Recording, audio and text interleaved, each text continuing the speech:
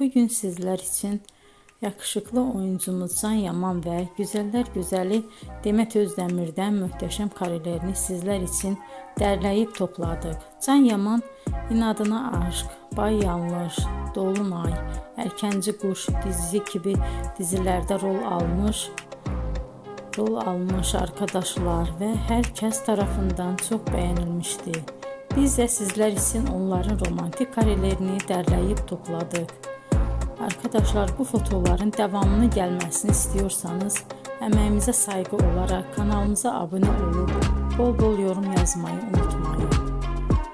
Arkadaşlar, bizi izleyen herkese teşekkür ederim. Bizden bu kadar.